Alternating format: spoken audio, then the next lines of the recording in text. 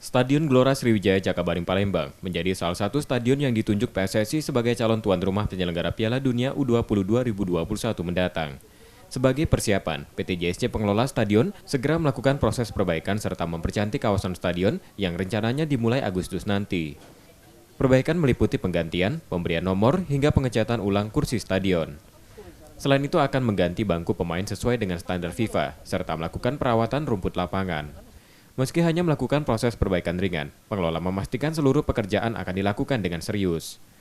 Sebab September nanti perwakilan FIFA akan kembali melakukan pemeriksaan ke stadion. Jika sesuai dengan rencana, proses perbaikan stadion ditarget rampung Februari 2021 mendatang.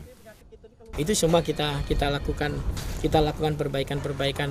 Insya Allah kalau tidak ada halangan, sesuai schedule udah mulai kita lakukan.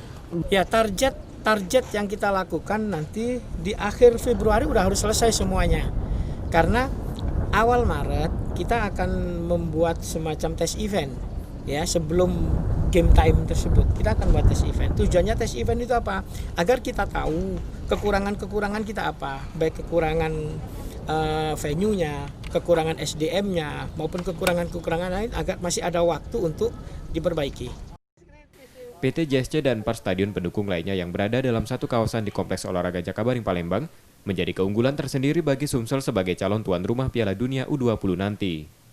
Nur Muhammad, Kompas TV, Palembang.